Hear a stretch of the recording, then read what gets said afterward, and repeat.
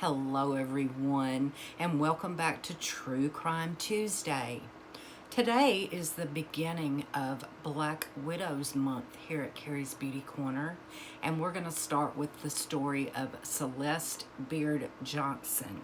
Now, this crime occurred in Texas, and if you're interested, stick around and I'll tell you all about it. But before we get into the video, if you haven't already subscribed to my channel, I would be very grateful if you would hit that subscribe button below. Click the notification bell, and that way you'll be notified every time I upload. And if you are enjoying True Crime Tuesday, I would appreciate it if you would give this video a thumbs up. So, without further hesitation, let's talk about Celeste Beard Johnson.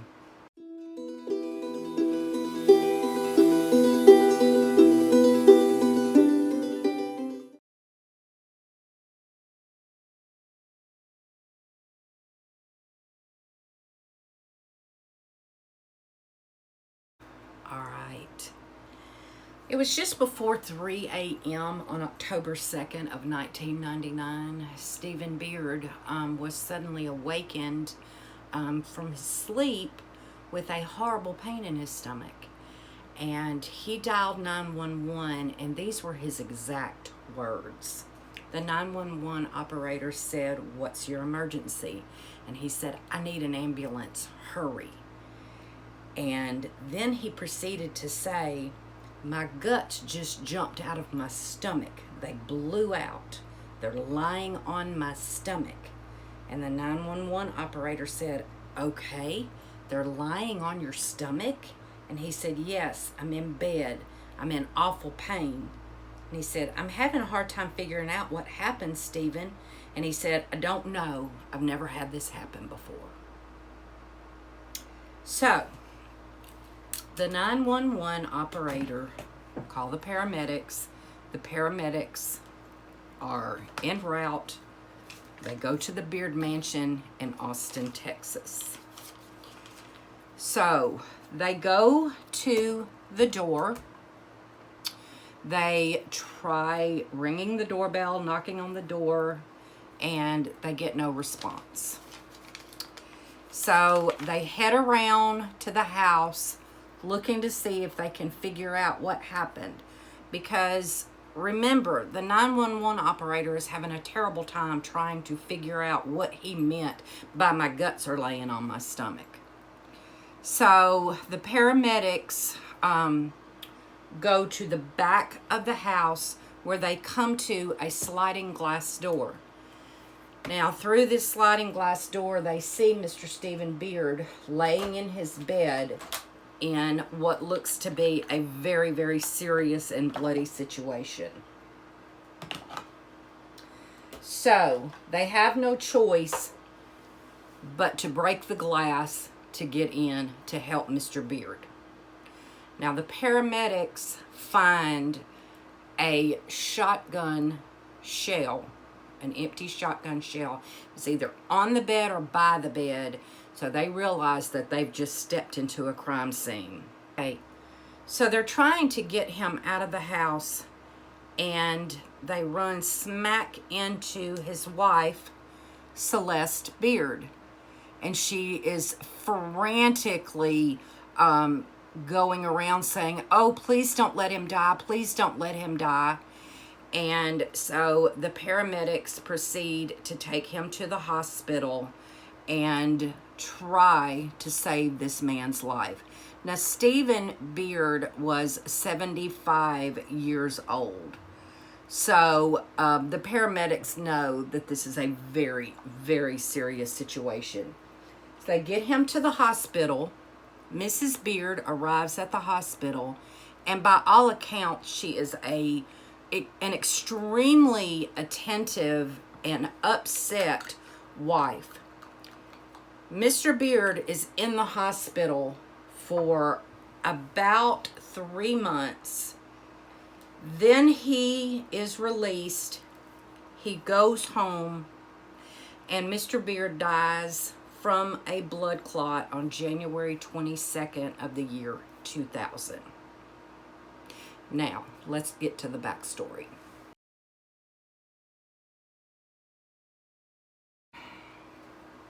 Okay. And I want to say this before I go any farther into this. Y'all do realize that there's so much more to these stories than what I tell, but I don't want these videos to be 45 minutes to an hour long, because I realize that's asking a lot of someone to spend that kind of time. I mean, I know we spend that kind of time watching TV and doing our thing, but I want y'all to get the gist of the story without having to, you know, be tied up trying to find out what happened. I want to, you know, get you there in a relatively short amount of time. But Celeste Beard was born. Let me turn my light on here. And I'm sorry, I don't have my other light on. Y'all give me just a minute. All right, Celeste Beard was born on February, was it 15th or 13th? Let me look real quick. February 13th of 1963. And at the time, it is said that her biological parents were unknown. And Celeste claimed that her adoptive father was very abusive and that she grew up in a really, really bad situation. She did meet her adopted mother at one point in time, and the fairy tale story that she had in her head about meeting her mother definitely was a disappointment, because the woman clearly told her, I am not your mother. I was merely an incubator for you. So any hopes and dreams that Celeste had of having a relationship with her biological mother went out the window. Well, Celeste found herself pregnant with twins when she was 17 years old. And she did marry their father. His name's Craig Bratcher.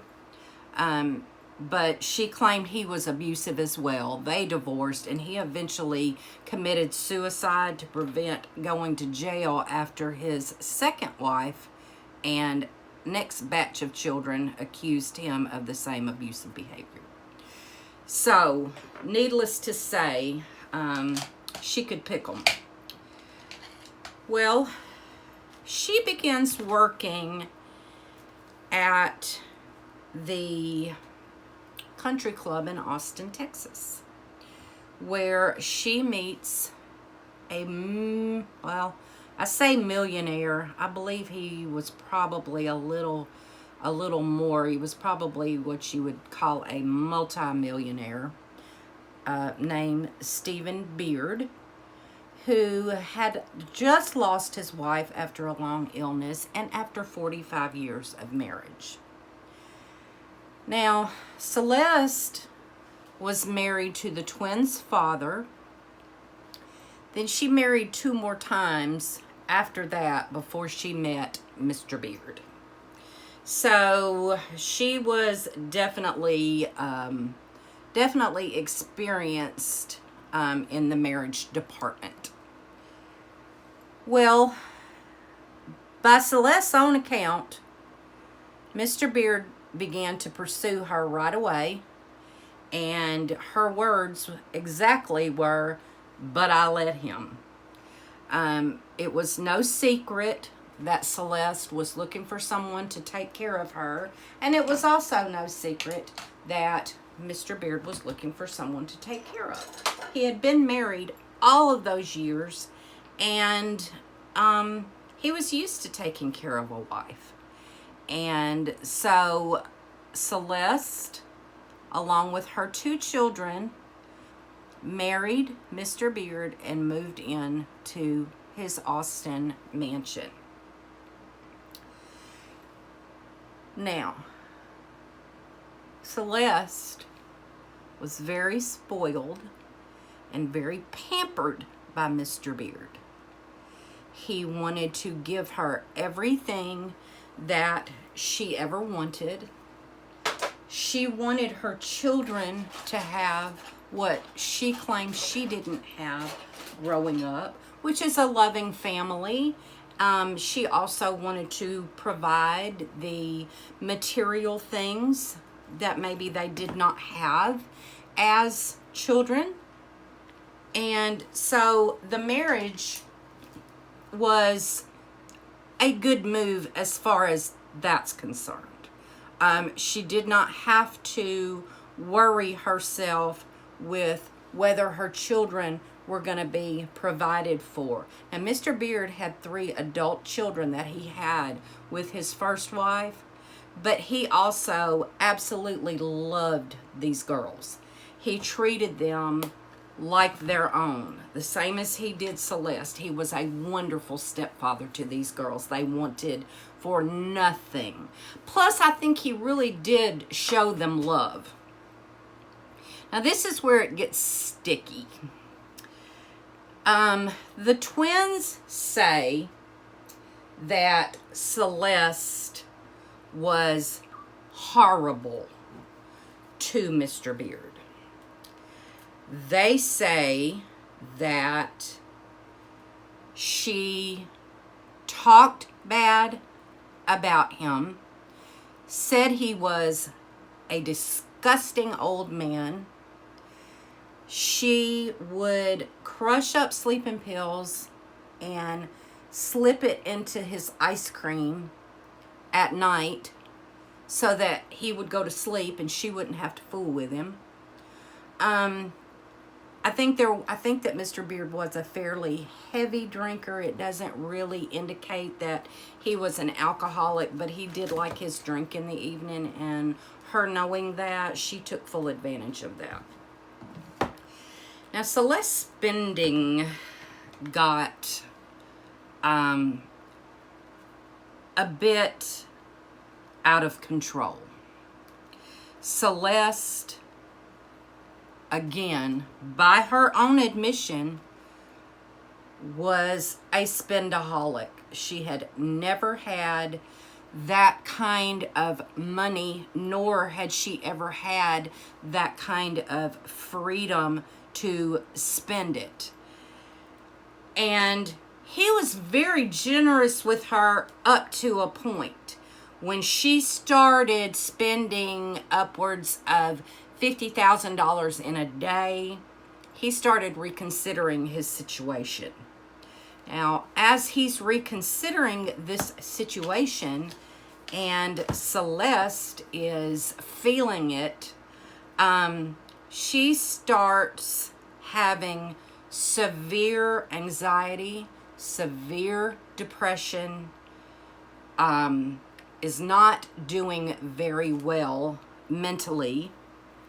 And that is when she is admitted to a mental health facility. Okay, so Celeste is admitted to a place called St. David's Pavilion. She is claiming that she's suicidal, severely depressed, and she goes for the treatment. And she meets a lady named Tracy Tarleton. Now, Celeste and Tracy bond quickly. And part of the bonding experience was because they had similar symptoms, Tracy Tarleton had been diagnosed as bipolar, I believe schizophrenic, and she did hear voices. So she wasn't really well, but she didn't try to hide it either. She was fully open about who she was and what her situation was. But anyway, it was reported that Tracy Tarleton and Celeste Beard got very, very close in the facility. Now, how close is the big debate? Because Tracy Tarleton's claim was that she and Celeste became lovers. Now, Tracy Tarleton was an open lesbian. She never tried to hide it. She was who she was. And according to her, Celeste became her lover. And they were lovers. They were best friends. And Celeste and Tracy were in love with each other. Now, of course, Celeste says Tracy was in love with her, and Tracy says they were in love with each other. What the truth is, we may never know. But there are plenty of witnesses who say that it was no secret that they were lovers. Tracy Tarleton was the manager of a major bookstore in Austin, and all of the employees knew who Celeste was. Everyone had witnessed affection between the two of them that is not typical of what you show your best friend that you have a platonic relationship with. Celeste and Tracy were seen at parties. Celeste was sitting in Tracy's lap. There are pictures I will definitely insert that, it happened. She can deny it all she wants to, Celeste can, but it happened, and there were witnesses, and there are a lot of people who saw this. So, you can deny it all day long, but the proof is in the pudding, and there is proof in these pictures. So, we come to, let me back up a little bit. So, Tracy can pretty much back up what the twins said about Celeste's attitude about Stephen Beard. That he was disgusting. She didn't want him to touch her. And she wanted a divorce, but she couldn't because he was abusive. And he had already told her that he would hunt her down and he would hurt her. He would hurt the twins, cut her off. I mean, she was petrified of losing that money. And she says she was petrified not only of losing the money, but that she was also petrified that he was going to hurt her, which anyone who knew Stephen Beard said that was a crock, that he would have never done anything to hurt her, that's just not who he was. So anyway, that brings us to October the 2nd, when the crime occurred. So the paramedics find this shotgun shell from a 20 gauge shotgun. So they know they have a crime. And police receive a tip that Tracy Tarleton is the person who shot Stephen Beard. So the police go to Tracy Tarleton and they say, "Do you have a 20 gauge shotgun?" She does not deny it. She says, "Yes, I do." And she is promptly arrested on October the 8th of 1999, which was 6 days after the murder. Now, I do not know who this tip was from. I could not find any information on who gave them this tip about Tracy Tarleton. But Tracy Tarleton, in my opinion, was fairly transparent. She did not ever deny having mental health issues. She never denied that she shot Stephen Beard. But what she said her reason was is what brings us to the prosecution's case. All right. So, the prosecution the police arrest Tracy Tarleton. Tracy Tarleton tells them that she did it at Celeste Beard's demand. She did not say request. She said Celeste demanded it. Now, you can say the sky is green, but that doesn't necessarily make it so. And I think when you're an adult, no one can make you do anything. But that's just me. That's just me, and that is my opinion, and we'll leave it at that. So Celeste is arrested and tried for the murder of Stephen Beard. Now, the prosecution's case is that Celeste was an extremely gold-digging, sorry piece of crap who manipulated her lover into killing her husband so that she would get all of his money. They claim that she was a terrible mother, that she had been super nasty to her kids. All she cared about was the money. And here's the kicker. The girls agreed, and the girls got on the stand.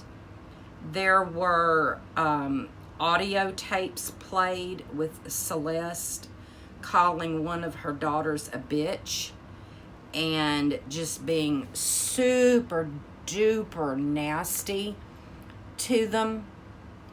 But both of them got on the stand and basically buried her. They talked about the things that she did to Mr. Beard with the sleeping pills. They never said that they knew that she and Tracy Tarleton were lovers, but they knew that there was more to their relationship than just a friendship. So, you've got the daughters of the accused who, in most cases, a daughter is going to know a mother as well or better than anybody else. Tracy Tarleton takes the stand and really corroborates everything that the twins said about her, and that's what the defense is up against.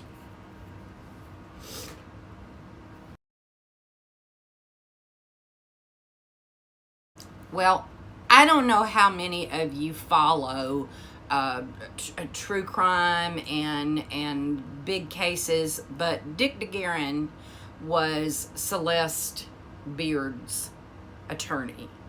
Now, Celeste Beard, and by the way, she was Celeste Beard Johnson because she ended up marrying, before she was arrested, she ended up marrying someone else named Cole Johnson, and that is when Tracy Tarleton really came undone and put the hammer down on her. But anyway, so the defense basically says BS. Celeste Beard loved her husband. She was crazy about him. There had never been anything that had ever happened in Celeste's life that she couldn't go to Stephen Beard about, and he was there for her. He was there for her for everything. They were close. She loved him. She was devastated, by his side at the hospital. They just painted her as just a very, very devoted wife. Then they had a woman get on the stand. Now, this woman had been a cellmate of Tracy Tarleton, and she got on the stand and said that Tracy Tarleton did the murder on her own because she was jealous, because she was in love with Celeste Beard. And Celeste Beard, it was an unrequited love because Celeste Beard did not love her. Celeste Beard was just her friend, and so she killed her husband to punish Celeste. Now, has anything like that ever happened in real life? Of course it has. Of course it has. People do crazy things when they are in love with someone, or think they are in love. Ooh, that's pretty. Think they are in love with someone, and that person doesn't love them back. Yes, crazy things can happen.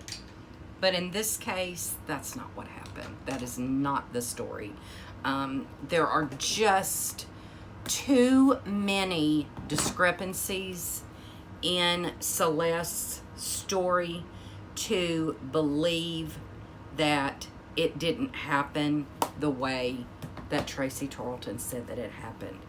And, you know, I hate to be one of those people who are just, you know, oh, she was a black widow. She was a horrible person. Oh, yeah, she killed him for the money. No, I actually like to think of myself as being a bit of a fact finder, a bit of a, you know, innocent until proven guilty. I do believe in that process. I do believe that that is the reason for trial by jury, is so that everyone can hear the facts put on the table before they make a decision.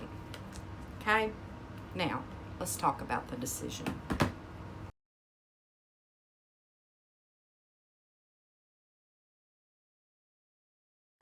All right, so I did a little bit of a bronzy look, and I used this Cutie palette from Nabla on the eyes. I got 2 of these palettes in my Trend Mood box, and I have to say I'm extremely impressed with the quality of these shadows. That video will be up on Thursday. But in wrapping up this story, we've got a bit of a she said, and there were many, many she saids against Celeste Beard. And I think that's what convicted her. Now, she has thrown her girls under the bus many, many times by saying, their names are Jennifer and Christina, but she said Jennifer and Christina had millions of reasons to turn on her and millions of reasons to want her in jail, and those millions she's referring to would have been her part of the inheritance had she not gone to jail. And she still is, in fact, in jail. Tracy Tarleton, on the other hand, was released in 2011. She lives in San Antonio, and she said there's not one day of her life that she doesn't regret taking Stephen Beard's life, and that she was really, really sorry that she ever allowed herself to be manipulated into thinking that it was so bad that she had to go and kill him. And then there's one ironic twist to this story, and that is in 2017, Jennifer Beard was at a party in Austin where she was shot several times by another partygoer. She did survive, and I couldn't find any information on what Jennifer and Christina are doing today. I do know I have seen in one of the documentaries, I know one of them got married, possibly both of them got married. But anyway, I thought that was kind of a trip to know that one of them was also the victim of a shooting. Anyway, and I don't really know a whole lot of details about that other than that. So I hope you enjoyed today's Black Widow story. I'll be coming at you next Tuesday with another husband killer. So I hope you look forward to that. Thank you, as always, for joining me. I'm really enjoying the opportunity to do these stories, so I hope you're enjoying them. Anyway, thanks again. I love you. Mwah. Bye.